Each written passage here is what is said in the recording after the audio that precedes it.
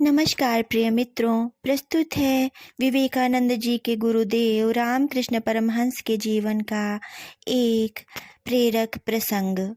रामकृष्ण परमहंस को गले का कैंसर था।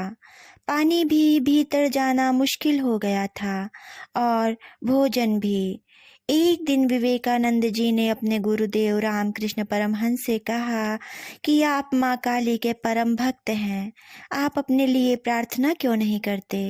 क्षण भर की बात है, आप कह दें और गला ठीक हो जाएगा। इस बात पर रामकृष्ण हंसते रहे, वे कुछ नहीं बोले।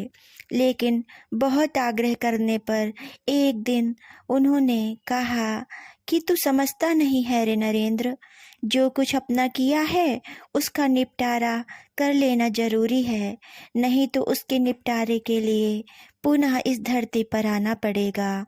तो जो हो रहा है उसे हो जाने देना ही उचित है, उसमें कोई भी बाधा डालनी उचित नहीं है। विवेकानंद जी बोले, अच्छा ठीक है, इतना ना सही, इतना ही कह दें, कम से कम कि गला इस योग्य तो हो जाए कि जीते जी पानी पिया जा सके और भोजन भी किया जा सके। हमें बड़ा असह्य कष्ट होता है आपकी यह दशा देखकर।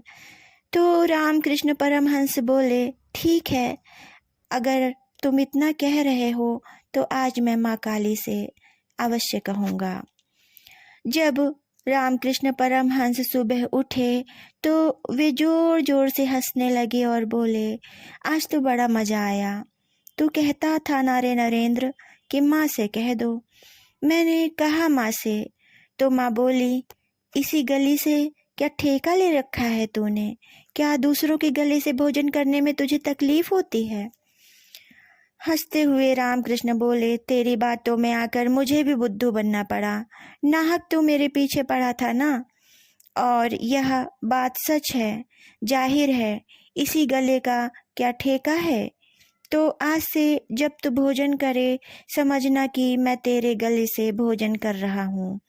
फिर रामकृष्ण बहुत हंसते रहे।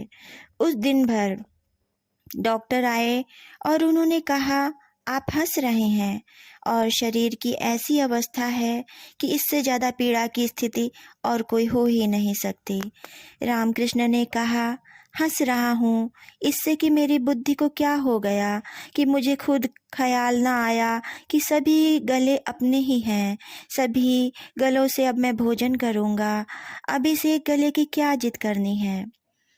कितनी ही विकट परिस्थिति क्यों न हो, संत कभी अपने लिए नहीं मांगते, साधु कभी अपने लिए नहीं मांगते। जो अपने लिए मांगा तो उनका संतव्य खत्म हो जाता है। वो रंक को राजा और राजा को रंक बना देते हैं, लेकिन खुद भिक्षुक बने रहते हैं। जब आत्मा का विश्वात्मा के साथ तादात्म्य हो जाता है तो फिर अपना पराया कुछ नहीं रहता। इसलिए संत को अपने लिए मांगने की जरूरत नहीं, क्योंकि उन्हें कभी किसी वस्तु का अभाव ही नहीं होता। समस्त संसार, समस्त व्यक्ति, समस्त प्राणियों में वे स्वयं को अनुभव करते हैं। उनका अपना अलग कोई अस्तित्व नहीं रहता। धन्यवाद। आपको यह प्रसंग अच्छा लगा हो तो इसे लाइक और कमेंट करना ना भूलें, तथा साथ ही साथ चैनल को सब्सक्राइब करना ना भूलें। धन्यवाद।